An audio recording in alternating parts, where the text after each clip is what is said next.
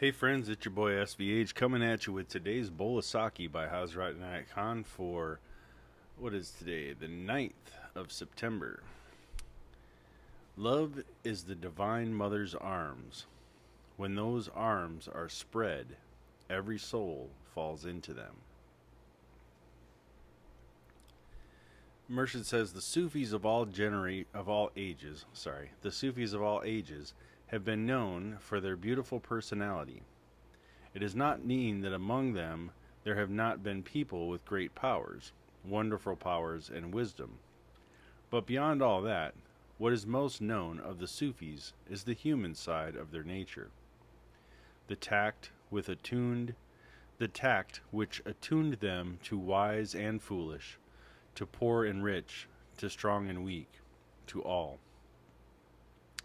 They met everyone on his own plane. They spoke to everyone in his own language. What did Jesus teach when he said to the fishermen, "Come hither, I will make you fishers of men"? It did not mean I'll teach you the ways by which you it did not mean I will teach you ways by which you can get the best of man.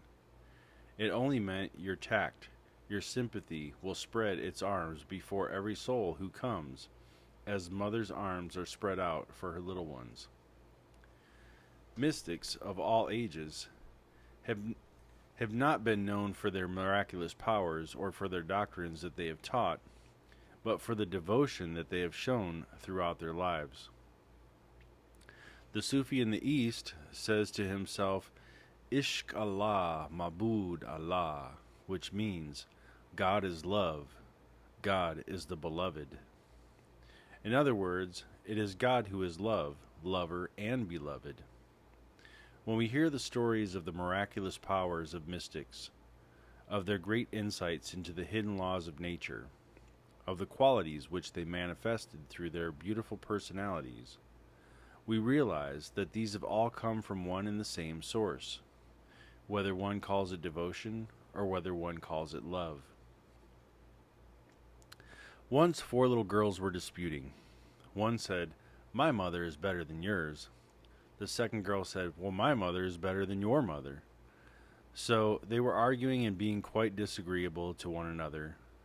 But someone who was passing by to them, "Is it not your mother or their mother? It is the mother who is always the best. It is the mother quality, her love and affection for her children." This is the point of view of the mystic in regard to the divine ideal. The moral principle of the mystic is the true love principle. He says the greater you love, the greater your moral. If we are forced to be virtuous according to a certain principle, a certain regulation, certain laws or rules, then it is not real virtue. It must come from the depths of our heart. Our own heart must teach us the true morale. Thus, the mystic leaves morality to the deepening of the heart quality.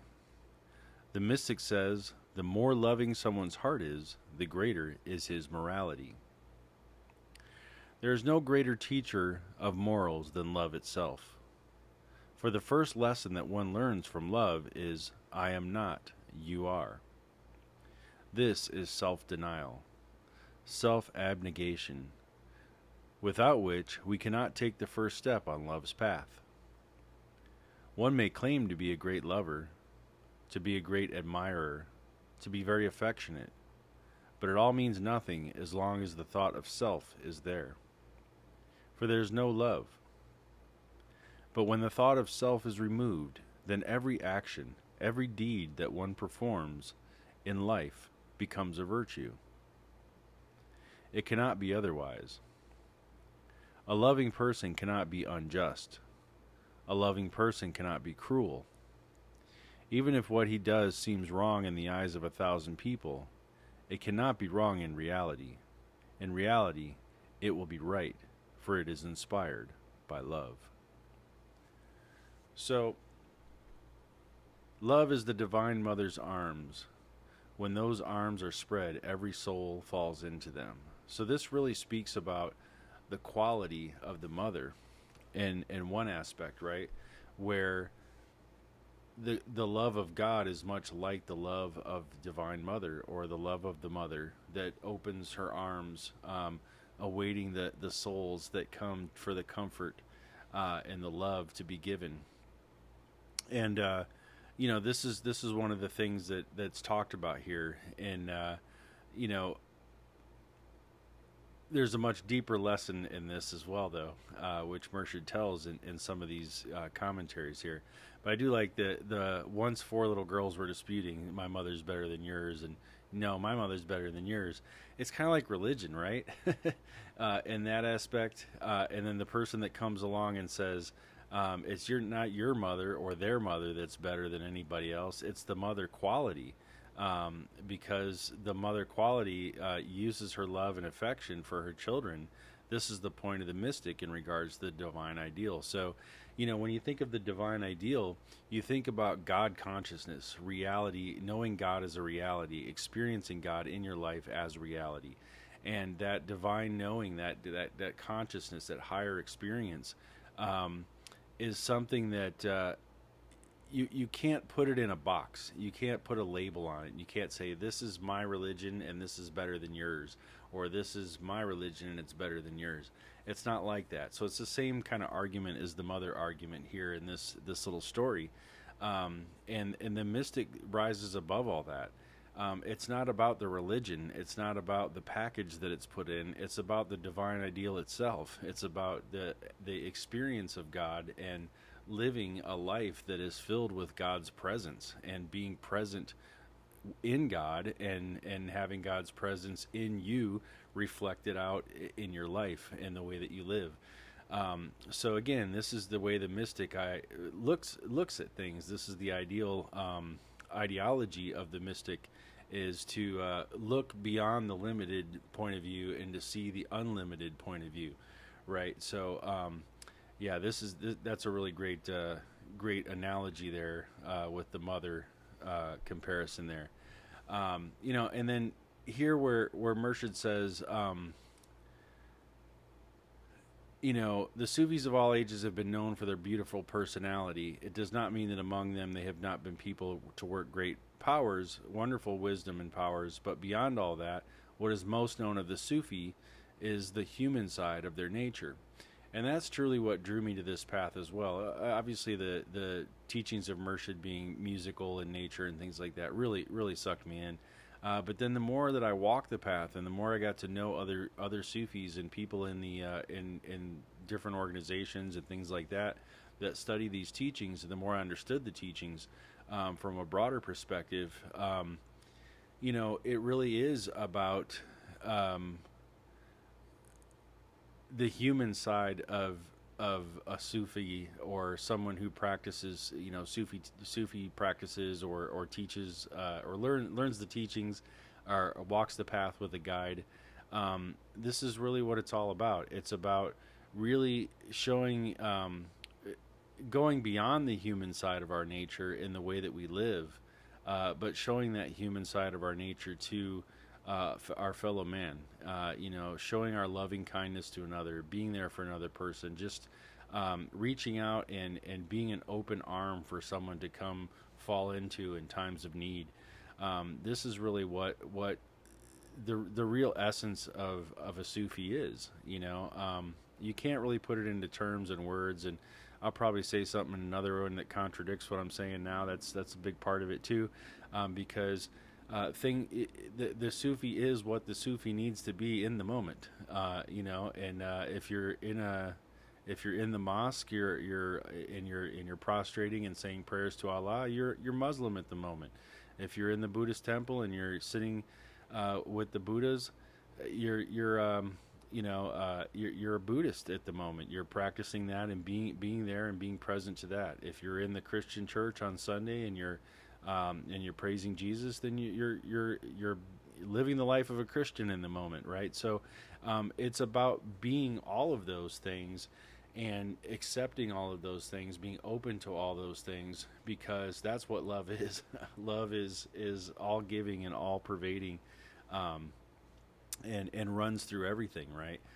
So this is a big part of this teaching as well, is to really teach people how to embrace another with open arms, and to embrace the wider knowledge with open arms, rather than putting things into a little limited view of things.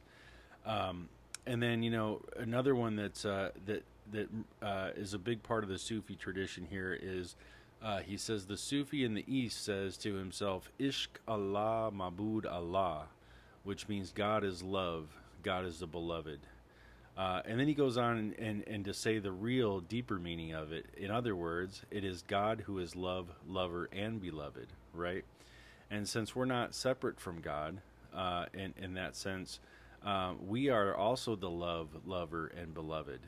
And when you really start to think about that, and start to think about how all these things are intertwined and combined and united, God is love, lover, and beloved. God is love itself, and God is the lover who loves to be loved and loves to love another and behold another. And God is the beloved. God is the thing that is loved and beheld and beholden to. So and again, this is true for ourselves. We ourselves can be love, lover, and beloved. So this phrase Ishq Allah Mabud Allah is a very famous Sufi phrase, and it's sometimes chanted as a mantra, if you will. We usually call we have certain in Islam they call them duas.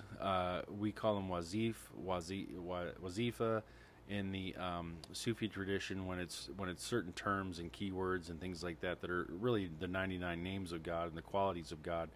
But this particular phrase, Ishq Allah, Mabud Allah, Ishq means love. Ishq is love, real deep, passionate love, not in a physical sense, but in the true passion for God, the true divine love, the real deep divine inner love is Ishq. And Allah is God, is just the word, Arabic word for God. Mabud Allah is kind of in the vein of God as the beloved. Ishq Allah, Mabud Allah. God is love, God is the beloved. And so, again, this translates very, very frequently to God is love, lover, and beloved. And if you're into the teachings of Rumi, Jalaluddin Rumi, then you would probably have heard this phrase before. This is a big part of the Mevlevi order and a lot of their practices, and what the whirling dervishes would be chanting and working with as part of their practice is this spiraling through love, and this spiraling out from love, and this spiraling out to love, and this return back from the spiral back to love, and this whole idea of Ishq Allah, Mabud Allah. Such a beautiful phrase. I'd be remiss if I didn't mention a little bit about that when it was brought up in today's bowl of Saki. But this is a little longer one. Lot of great tidbits in here. So. I could keep going on about it, but I see my clock is ticking here, and I know you guys have things to do, and so I'm not going to keep you much longer here. But I appreciate you checking out the bowl of Saki. If you like what you heard today, make sure you like, subscribe, share it with a friend, share it on your Facebook or your social media. It really helps people to hear the message and to get it out there. It's not for me, it's for them, it's for whoever needs to hear it. It has touched my life and helped me in many ways, so I just am happy to be an instrument that can hopefully play these tunes and notes in a way that resonates in your heart and strikes a chord in you to learn a little bit more yourself, and to dive right in and to tune yourself up and all that good stuff. So there you have it, friends. I'll be back again tomorrow with another bowl of Saki.